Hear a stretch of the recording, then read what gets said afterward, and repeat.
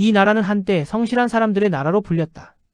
누구나 작은 약속 하나라도 지키는 것을 자랑스러워했고 빚을 갚는 일은 단순한 의무가 아니라 명예였다.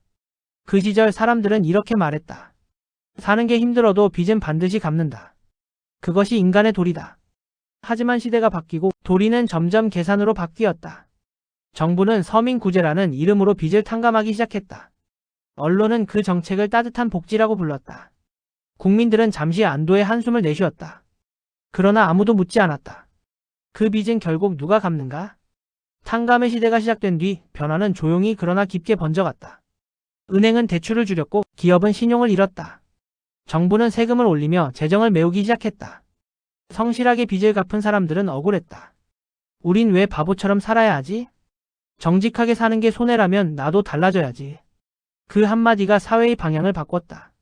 누구나 조금씩 편법을 배우기 시작했다. 서류를 조작하고 규칙의 틈을 찾아내고 거짓이 생존의 기술이 되었다. 탕감은 사람의 마음을 바꿨다. 책임을 지지 않아도 된다는 경험은 죄책감을 약화시켰다. 사람들은 이제 도덕보다 이익을 따졌다. 나만 손해 안 보면 돼.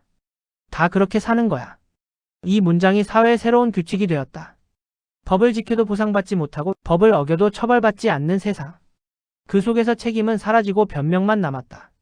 탕감은 단지 경제의 문제로 끝나지 않았다. 그것은 국가의 정신을 바꾸었다.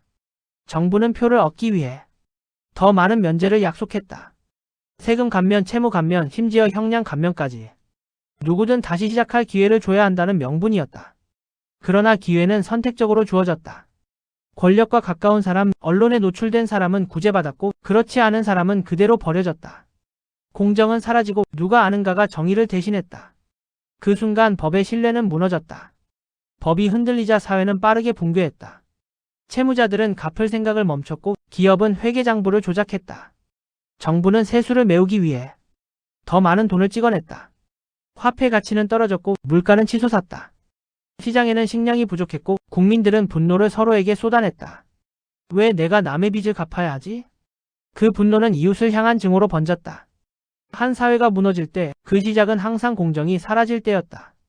그리고 그 다음엔 통제가 찾아왔다. 국가는 혼란을 진정시킨다는 이유로 모든 금융 거래를 전산화했다.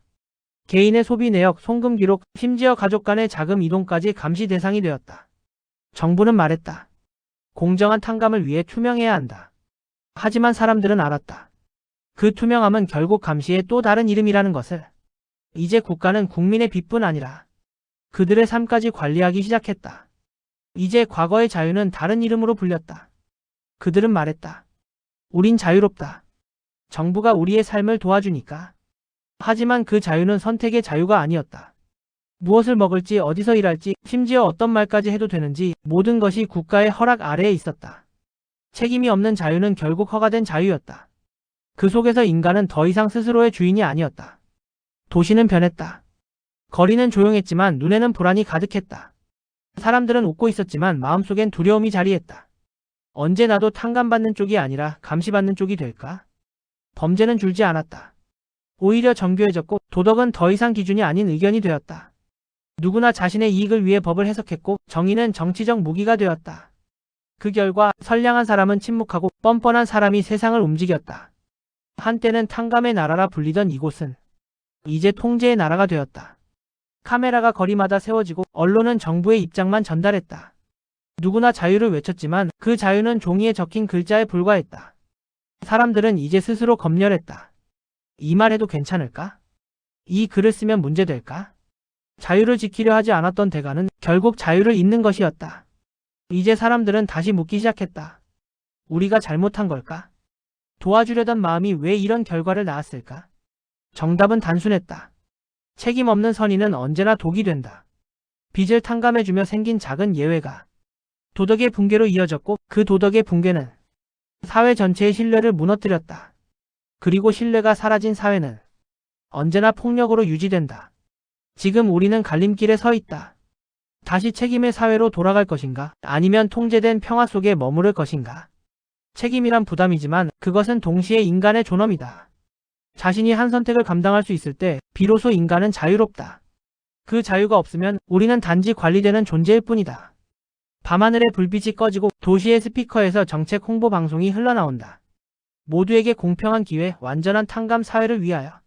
그러나 그 목소리 뒤편에서 작은 속삭임이 들린다. 공평은 잃었고 책임은 잊었으며 자유는 사라졌다. 책임이 없는 사회는 결국 스스로를 벌한다. 자유는 은혜가 아니라 책임의 결과다.